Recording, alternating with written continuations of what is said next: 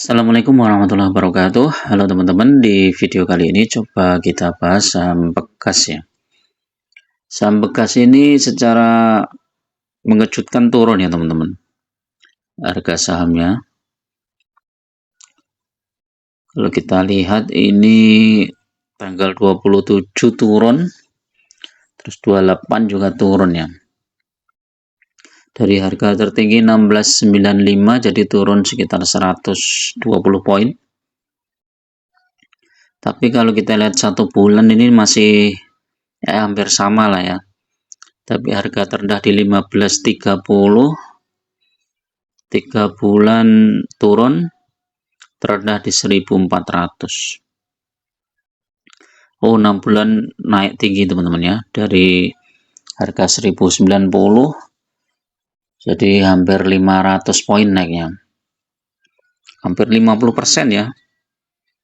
Jadi kalau kita lihat ini mungkin secara teknikal wajar ya saham bekas turun ya. 1 tahun naik ya, terendah di 1065. Jadi kalau beli bekas di harga terendah ini udah cuan 50% ya.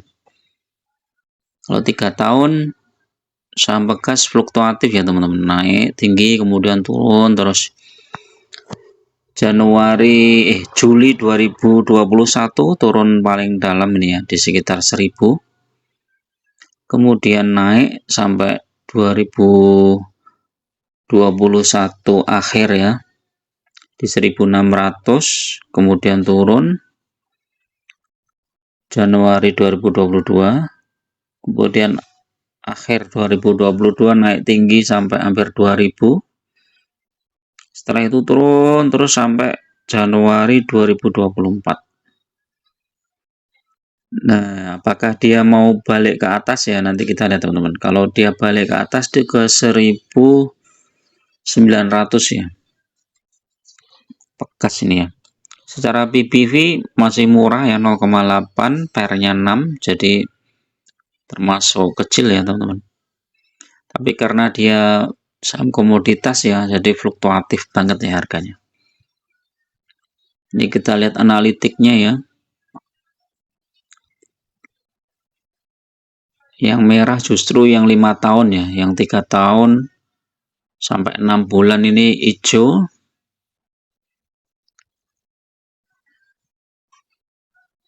Kita lihat fundamentalnya, IPS-nya itu malah naik teman-teman.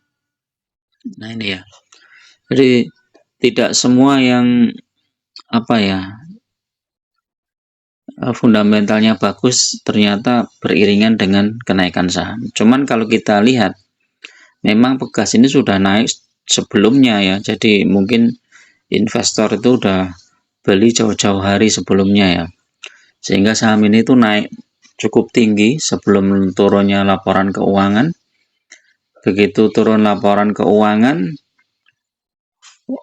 investor yang beli di harga bawah itu udah pada jual ya, atau tepatnya trader lah ya, bukan investor ya teman-teman. Kalau investor kan dia hold jangka panjang ya. Jadi ini yang beli di harga 1090 mungkin udah mulai jualan nih di sekitar 1500-an. Terus kemudian ambil lagi di 1400, terus jual lagi di 1690 ya, dijual di situ ya.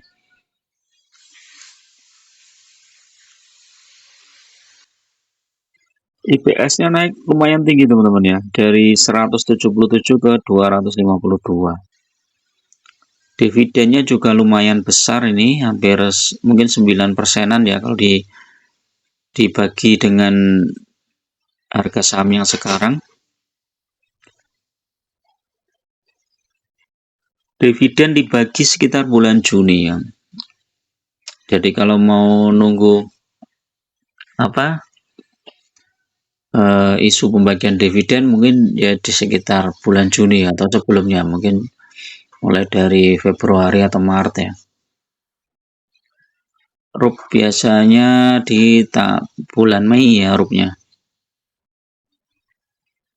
Dividen 1 kali ya teman. 2024 1 kali, 2023 1 kali ya, ini hampir sama ya.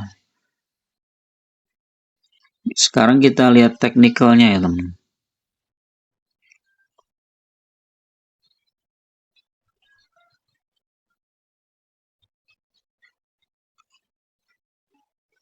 Teknikalnya memang masih berpotensi turun ya, mungkin di sekitar 1500-an. Mau dibawa ke situ. Ini support kuatnya di 1500 sampai 1515 ya. Kalau 1500 tembus, dia bisa dibawa ke 1400-an.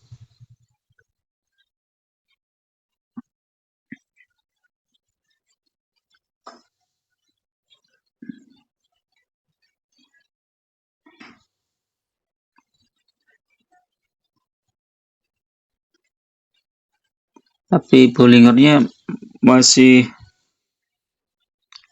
lumayan ini ya. Kalau turun di sekitar 1525 ya. Tapi kalau mantul bisa sampai 1700. Sepertinya ini mau dibawa turun dulu, mungkin di sekitar 1500 ya, kalau teman-teman mau masuk ke pegas nih ya.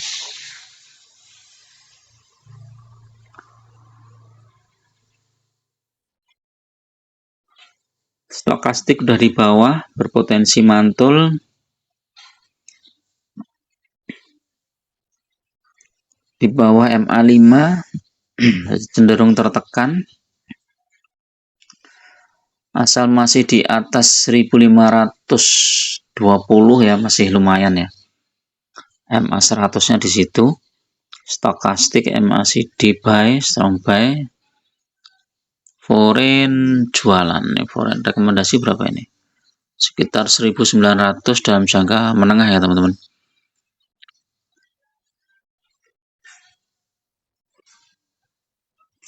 Coba kita cek beritanya ya, pegas ini.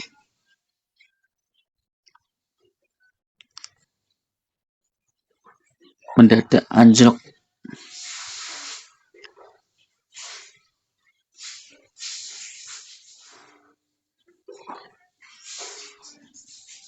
Labanya naik. Laba brutonya naik. Pak Lokeng Hong pegang banyak ya di sini ya. 30 April Lokeng Hong mengoleksi 149 juta ya, lembar ya. Jadi kalau dividennya kemarin tuh berapa itu? 148 ya. 148 kali 149 juta. Wih. Dividennya Pak Lokeng Hong 22M teman-teman. Jadi kelihatan kecil ya, tapi kalau jumlah lot kita banyak ya akhirnya besar ya. Jadi ini cukup prospek ya dari sisi dividen, kemudian dari sisi fluktuatif harganya juga memang ini harus pintar-pintar manfaatkan momentum teman-teman ya. Jadi ini kayak habis tuh bagi dividen itu dia turunnya lumayan ini ya. Hampir berapa ini? 16 ke 14 sekitar 200 poin. Tapi setelah itu naik lagi. Sini ada lagi ini turun apa ini? Oh, lompat. 26 April lompat. Oh, ini isu pembagian dividennya. 2023 kita lihat ya.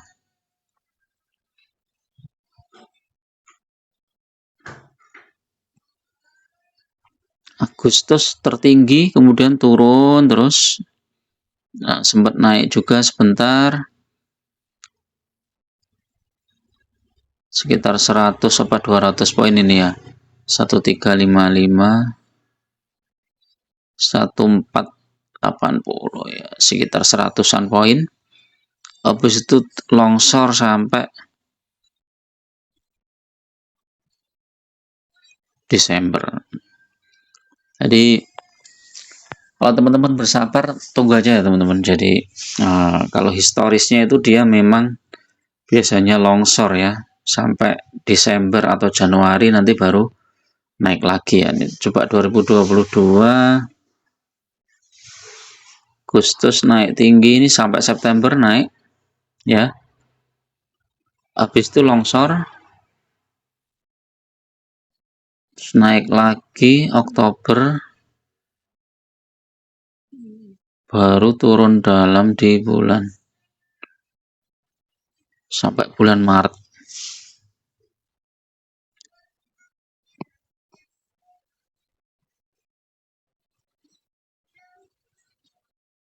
Nah, bisa jadi ini mau dibawa ke sini dulu teman-teman, nanti sebelum koreksi ya. Tapi kalau teman-teman mau ambil dividennya aja ya nggak masalah ya. Dividennya lumayan lah, sekitar 9% kalau dari harga yang sekarang ya. Kalau dari harga yang di bawah ini ya cukup lumayan ya. Kalau dari harga bawah coba kita lihat 1300, 148 dibagi 1300 ya 11%. Tapi kalau masuk di harga 1095 ya lumayan ini, 13,5% ya.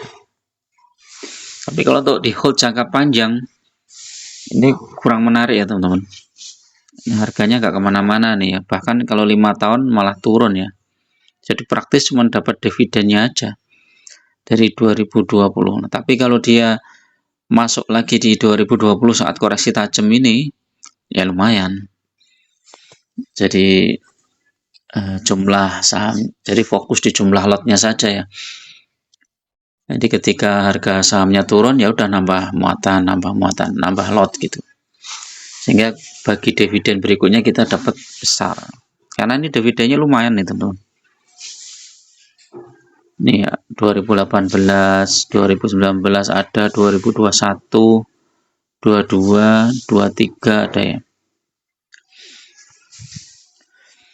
Oke, itu dulu teman-teman untuk review saham bekas ya. Mudah-mudahan bermanfaat. Tetap gunakan data dan fakta dalam berinvestasi ya. Jangan pakai perasaan, apalagi ilmu ilmu pengen dapat multi bagger ya, tapi akhirnya malah terjebak di saham-saham gorengan ya. Hindari sajalah saham-saham gorengan, saham-saham yang baru IPO itu terlalu berisiko. Terima kasih. Assalamualaikum warahmatullahi wabarakatuh.